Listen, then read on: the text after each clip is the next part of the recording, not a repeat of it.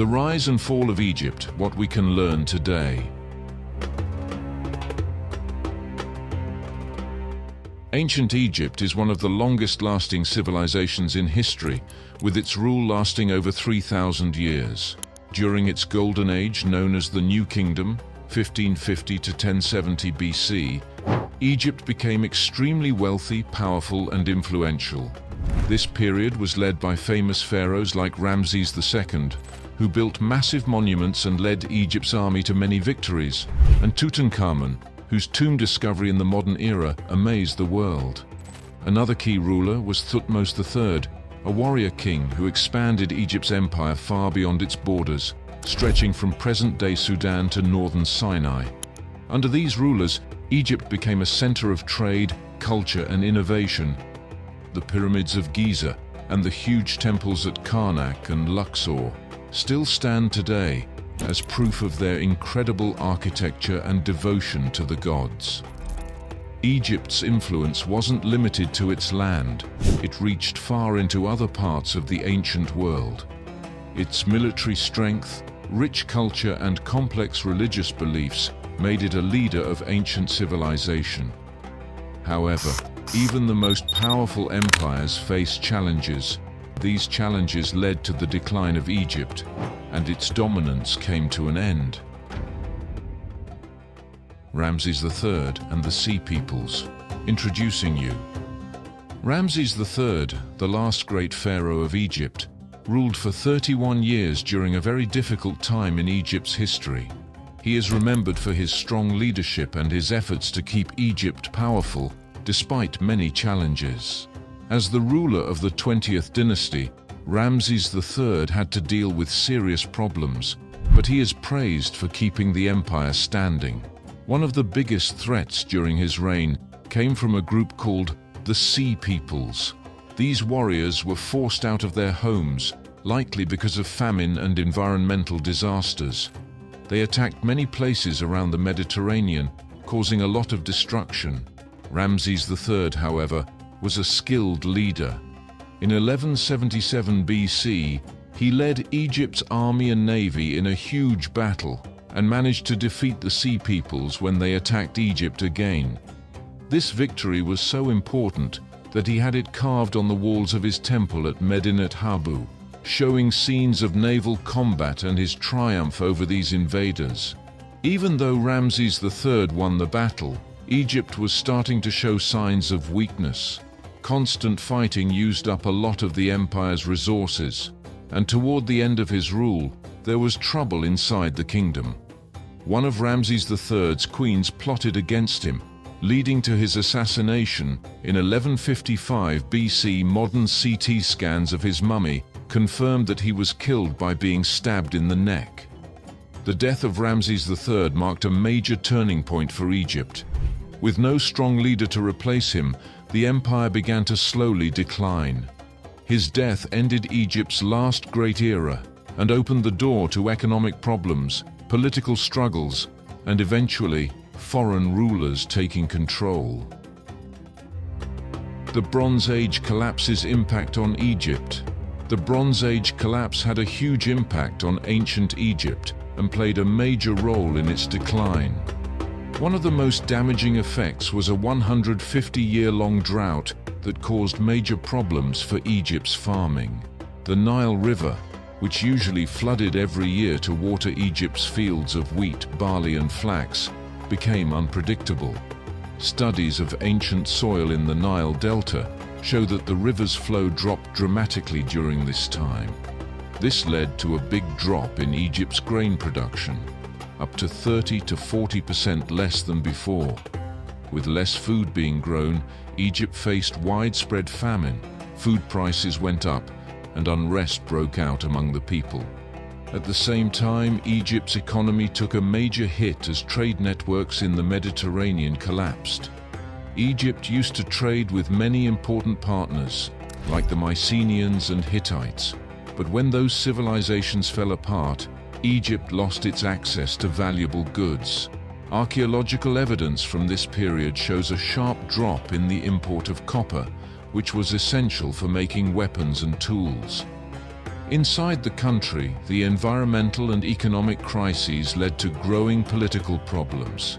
Egypt's central government, once strong and organized, began to fall apart. There was also a lot of looting of state resources. Local governors started to take more control, and the pharaoh's power weakened, making it hard for the government to respond to the many challenges Egypt was facing. All of these factors combined, a big drop in food production, the collapse of trade, and a weakened government, led to Egypt losing its position as a powerful empire. Economic decline and tomb robbing. After the assassination of Ramses III, Egypt was led by a series of weak pharaohs who struggled to keep control. At least 10 of these pharaohs were named Ramses, but none of them were able to command the same authority as the great rulers before them.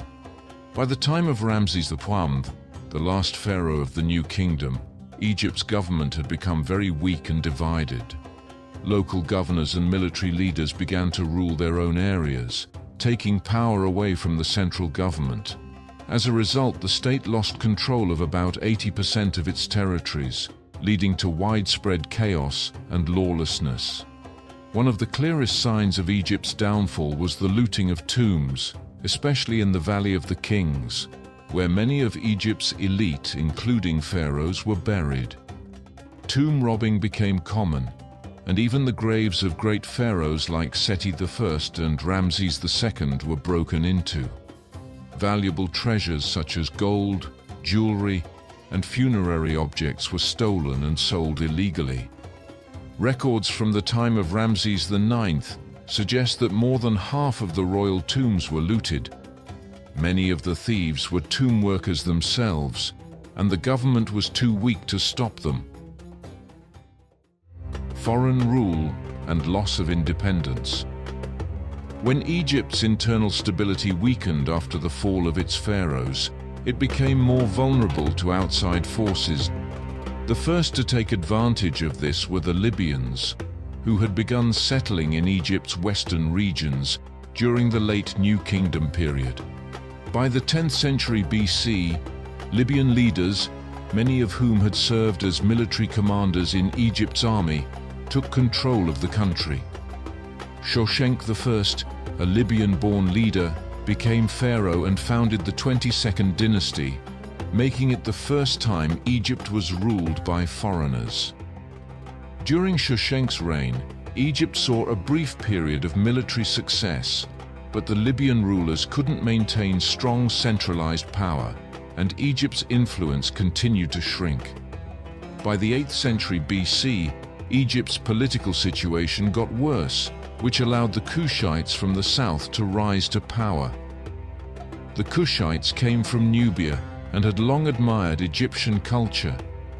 Seeing an opportunity to restore Egypt's former glory, Pianki, the first ruler of the 25th dynasty, invaded Egypt and took control of much of the land.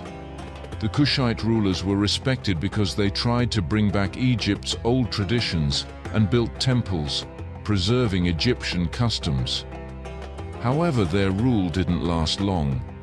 In 671 BC, the Assyrians invaded and pushed the Kushites back into Nubia.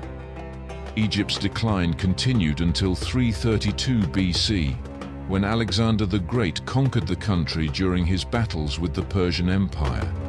After Alexander died, Egypt came under the control of the Ptolemaic dynasty, a family of Greek rulers who made Alexandria a new center of culture and learning. The Ptolemies ruled Egypt for almost 300 years, but their power weakened due to internal conflicts and the growing influence of Rome. Egypt's independence finally ended in 30 BC, when Cleopatra VII, the last Ptolemaic ruler, was defeated by Octavian, later known as Augustus. Egypt was then taken over into the Roman Empire, marking the end of its long history as a powerful and independent civilization. Lessons from ancient Egypt's decline. However, we can divide the decline of ancient Egypt into three different sections. They are environmental management, economic stability, and political leadership. First, when a 150-year drought hit during the Bronze Age collapse, it revealed Egypt's weakness. As the Nile's floods became less reliable, food production dropped by as much as 30 to 40%, leading to widespread hunger. This shows the importance of managing natural resources, especially in today's world, where climate change is affecting weather patterns. Economically, Egypt also suffered because its trade routes were disrupted and it lost control of important resources. Egypt traded with other countries around the Mediterranean, exchanging goods like copper and timber, which were essential for its military and infrastructure. But when these trade routes were cut off, Egypt faced shortages that weakened its military and made it harder to maintain its cities and temples. Finally, Egypt's fall shows the dangers of poor political leadership and corruption. After the death of Ramses III, a series of weak pharaohs took over. They couldn't keep the country united, and internal power struggles weakened the central government. What do you think is the most important lesson modern civilizations can learn from Egypt's fall? Let us know in the comments, and don't forget to like, share and subscribe for more videos into history's greatest empires. Bye-bye.